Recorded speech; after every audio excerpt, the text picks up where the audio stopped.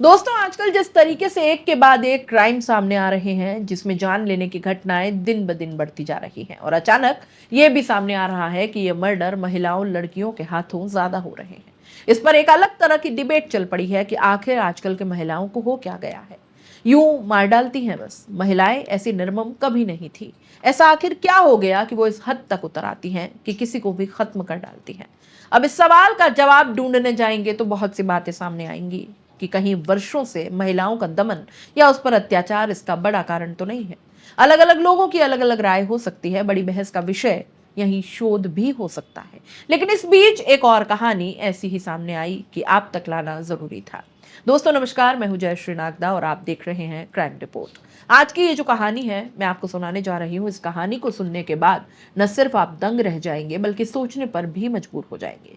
दरअसल इस कहानी में एक आदमी है, उसको जो भी औरत दिखाई देती है उसके साथ वो संबंध बनाना चाहता है, और जब उसने एक ऐसी महिला के साथ इच्छा जाहिर की कि उसके साथ भी उसे यही करना है, तभी उसे मौत मिलती है, और मौत मिलती है भयानक रूप में। इस घटनाक्रम का वैसे ही मामला वायरल होने लगता है जैसे कि मेरठ की मुस्कान का वायरल हुआ था। ये सच्ची घटना है। कर्नाटक की राजधानी बेंगलुरु का एक इलाका है, सोला देवनहल्ली। वहीं पास में एक बीजीएस लेआउट है, और बीजीएस लेआउट के पास एक निर्माणाधीन बिल्डिंग है। वहां पर एक कार खड़ी हुई थी। कार के अंदर से एक आदमी बहुत तेजी के साथ निकलता है। निकलने के बाद वो इधर उधर भागने लगता है।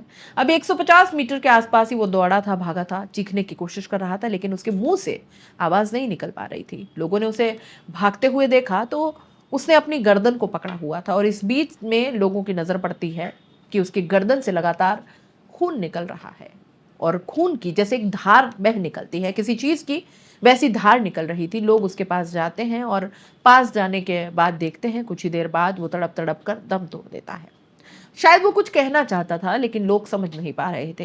कुछ लोगों ने ऐसे अंदाजा लगाया कि जो कहना चाहता था, क्योंकि इसके होठ कुछ बुदबुदा रहे थे, मुंह से आवाज नहीं निकल पा रही थी। और ये बात है 22 मार्च 2025 की शाम लगभग 5 सवा 5 बजे के आसपास की। 5 मिनट में बहुत सारे लोगों का वहां पर जमघट लग जाता है। तब तक उसकी मौत हो चुकी थी। स्थानीय किसी व्यक्ति ने 112 नंबर पर फोन लगाया, और 112 नंबर पर फोन लगाने के बाद पुलिस को ये सूचना दी कि यहाँ पर बीजेएस लेआउट के पास एक आदमी की लाश पड़ी है जो खून से बुरी तरह से लथपथ हो गई है। आप आकर देख लीजिए। पुलिस को सूचना मिलती है। अब पुलिस मौके पर आती है। उस व्यक्ति की लाश को कब्जे में लेकर पोस्टमार्टम के लिए भेजा जाता है, और पता चलता है कि इस व्यक्ति को कोई नशीला पदार्थ दिया गया है खाने में। उसके बाद इसको हत्या करने के लिए इसकी गर्दन पर लगातार चाकुओं से वार किए गए थे। किसने किए थे, अब यही जांच का विषय था। पुलिस इस मामले की जांच पड़ताल में जुट जाती है, और इसके बारे में पता चलता है कि ये व्यक्ति, इसका नाम है लोकनाथ सिंह। लाश पड़ी हुई है जो खून से बुरी तरह से लथपथ है। आप आकर देख लीजिए। पुलिस को सूचना मिलती है, पुलिस मौके पर आई, उस व्यक्ति की लाश को कब्जे में लेकर पोस्टमार्टम के लिए भेजती है, और पता चलता है कि इस व्यक्ति को कोई नशीला पदार्थ दिया गया था। हत्या की गई, गर्दन पर लगातार चाकुओं से वार किए गए थे। किसने किए ये जानना था। दोस्तों, कर्नाटक के जिला रामनगर का एक मगदी तालुक जगह लगती है, और मगदी तालुका में एक गांव लगता है कन्नूर गेट। कन्नूर गेट का रहने वाला होता है। गांव वालों से पता चलता है यह व्यक्ति रियल एस्टेट में एजेंट भी है, साथ में ये लोन का भी एजेंट है। लोगों के घर मकान जगह दिलवाने के काम करता है, और लोन दिलवाने का भी काम करता है। पुलिस इस मामले की जांच पड़ताल में जुट जाती है। आसपास के लोगों से पूछताछ करती है। पता चलता है कि इसने कुछ ही दिन पहले दिसंबर 2024 में अपनी से आधी उम्र की लड़की से शादी की है। उस लड़की की उम्र कुछ 18 या 19 साल के आसपास रही होगी। पुलिस ने इसकी कॉल डिटेल, सीडीआर सब कुछ निकलवाई। लोगों से पूछताछ भी पुलिस करती है, घर वालों से पूछताछ करती है। तब एक लड़की का नाम सामने आता है जिसकी उम्र लगभग 19 साल के आसपास होती है। नाम होता है यशस्विनी। यशस्विनी के पास पुलिस पहुंचती है, और उससे जब पूछताछ करती है तो लड़की इधर उधर की बातें बताती है, लेकिन पुलिस जब सख्ती से पूछती है तो चौंकाने वाली बात सामने आती है। दरअसल वो बताती है कि जब वो 17 साल की थी तब लोकनाथ सिंह से उसके रिलेशन बन जाते हैं, और 2 साल तक ये रिलेशनशिप में रहे। कोई रोक नहीं थी, कोई टोक नहीं। इसके पास आना जाना अपनी मर्जी से आराम से आती जाती थी, लेकिन इसने इच्छा जाहिर की थी कि वो शादी कर लेते हैं, और शादी हो जाती है। दिसंबर 2024 में दोनों शादी करके साथ रहने की कोशिश कर रहे थे।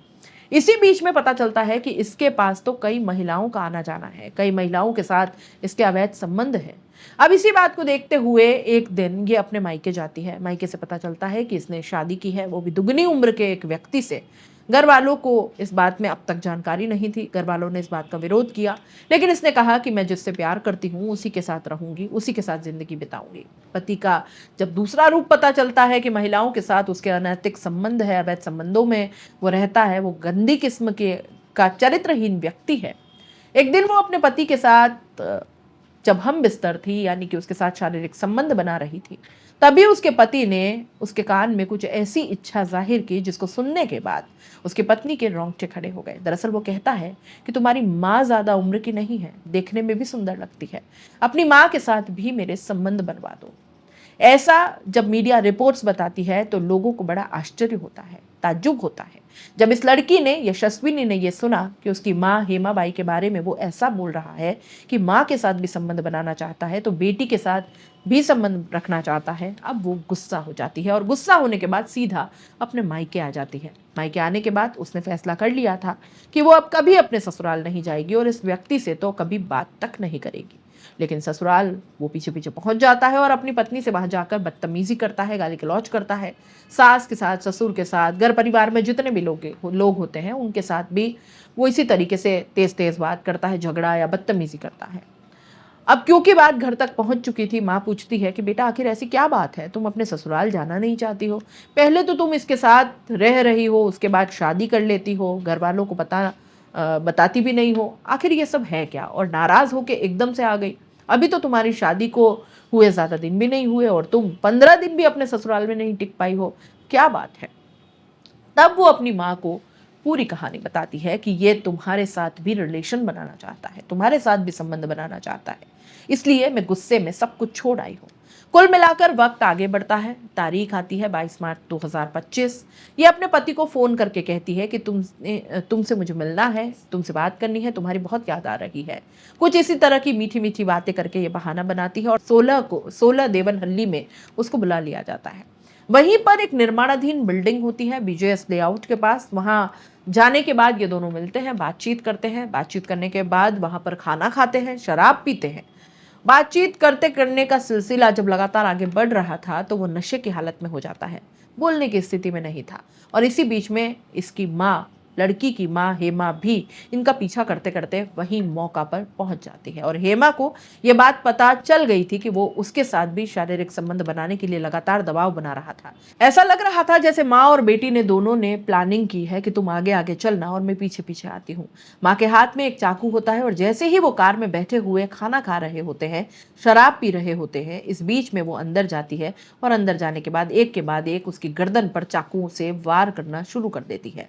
कई बार कर डालती है और इस बीच में से मौका मिलता है लोकनाथ सिंह को। मौका मिलते ही वहां से बाहर निकलने की कोशिश कर रहा था। जैसे ही उसको चाकू लगते हैं वो बोलने की स्थिति में नहीं रहता। एक तो उस पर नशे का जोर, यानी कि शराब उसने पी रखी थी, ऐसी कुछ नशीली दवाइयां भी उसने ले ली थी, और उसके बाद उसके गर्दन पर जो वार किए गए थे तो वो बात तो नहीं कर पा रहा था, कुछ कह नहीं पाया।